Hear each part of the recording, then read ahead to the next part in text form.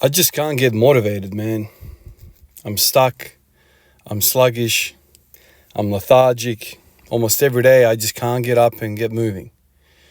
This is probably one of the most frequent discussions I have with people about exercise, about anything really. Is just they can't be asked. They just leave me alone kind of thing. I don't have any ambition. I don't have any motivation. I don't have any of that. I don't know where you get that from, Ivan. Like that's the kind of line of conversation that I have with people. It's like, what's wrong with you, dude? Why are you so motivated? And there's many different ways you can take this. A lot of this stuff is just internal and probably childhood, exposures earlier on.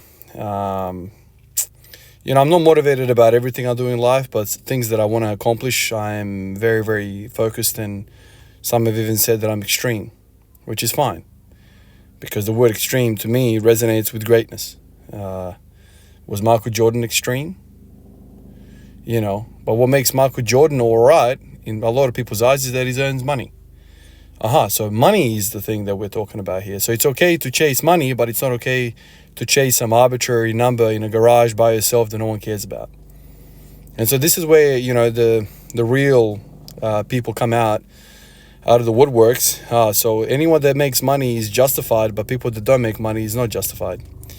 It's just interesting. But the motivation thing for me, and I keep telling people, is that I remember being in those shoes when I gave up basketball, man. I was stuck. What do I do? Like, there's nothing to train for. And then I had my son.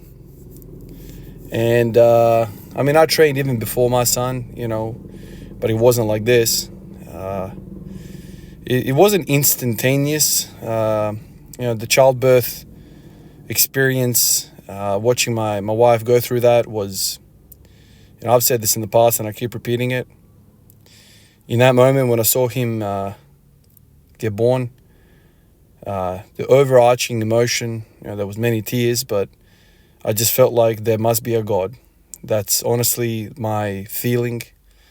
It made me sob. It was a very, very powerful moment. I will never forget that. I remember the feeling. I remember seeing him for the first time. It was absolutely unbelievable. And then over time, having him gave me motivation, gave me confidence, gave me self-esteem, gave me a lot of these things. It's like you're embarrassed to speak in front of a camera. Well, that's cute. You're embarrassed to make a mistake. That's also very, very cute. You're embarrassed for failure. You're a cute little boy, aren't you? Those are some of the thoughts that I had. It's like, no one cares about you anymore, dude. You're fighting for him. You are fighting for him, your kids. That's what you're fighting for.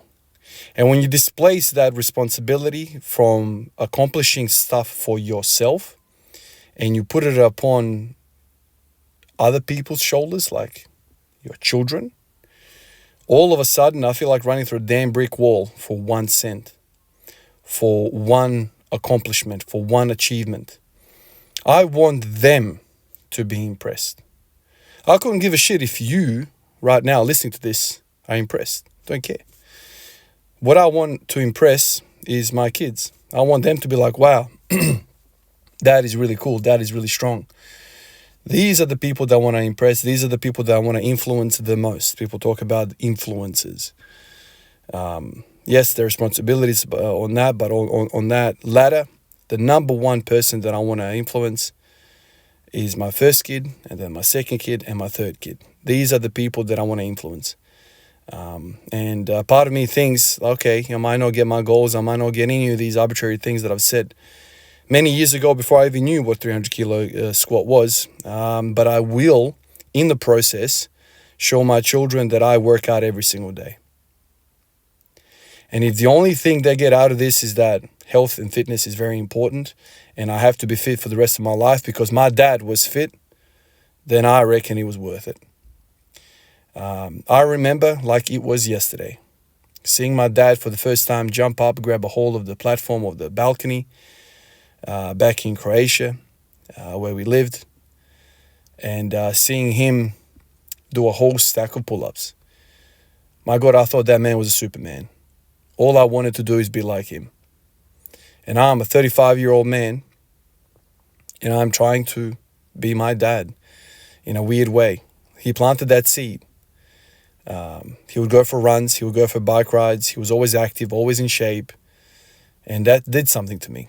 And so for the rest of my life, I'm there living in his shadow in a way, what he cast. And so in a way, I want my kids to be like that. My little thing here, squat every day, could be just a stepping stone for one of my kids to do something.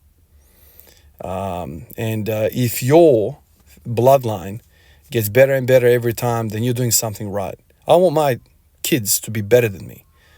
I want my son to be squatting what I'm squatting right now at 18, at 19, at 20, or whatever. I want him to be better than me because my dad taught me something. I've learned a whole bunch of things in my life, pursuing things, and I'm ready to pass all that on to my sons and my daughter. And so as the knowledge accumulates and as the interest hopefully retains amongst the kids, then you get better and better and better. And I'm more than willing to pass over the torch. Because a lot of this experimentation that I've had, I've got a lot of knowledge, and I've got my limitations and all that stuff, and I feel like I can help, and I want him to be impressed what I've achieved. So for you listening to this right now, and you're like, man, I don't know what to do with my motivation. I'm not telling you to have kids with anyone, because if you have it with the wrong person, then your life becomes a living hell. But if you're lucky enough to meet somebody that aligns in morals and ethics and views and goals the same as you, then having children is the, by far, most beautiful thing you will ever experience in your life. And they will motivate you. They will give you an armor against all the thoughts that give you self-doubt. You are now not fighting for yourself. You are fighting for the most beautiful thing you have created in your life. Something that is more important than you. Something which, if you don't have kids, is very hard to understand. I will gladly lie down on the floor right now and die for my children. And I don't know if you feel like that towards anything before you have kids. And my parents probably feel the same way about me, and this is the natural way of biology, of the world, and of life on the planet. It's a powerful feeling. It's a powerful feeling that your demise is gladly welcomed, so your children are okay. It's a powerful thing. Never do you feel that until you have kids. And that feeling drives you in life. I've heard people say, just have kids as soon as possible. Soon as you can possibly make kids, have them. Because they will make you mature. They will make you cut out all the crap. All these loser friends that are just wasting your life. All these loser activities that you do. All that shit gets cut out. What you have is purity at the end of it. And that, to me, man, what else can have that effect on you? It's the most powerful thing. It's the most beautiful thing. And it's by far the biggest PR that I've ever had, without a doubt. The most proud moment of my life. The biggest identity piece of me is my kids. Appreciate all of you guys, and I'll catch you in the next one. Peace out.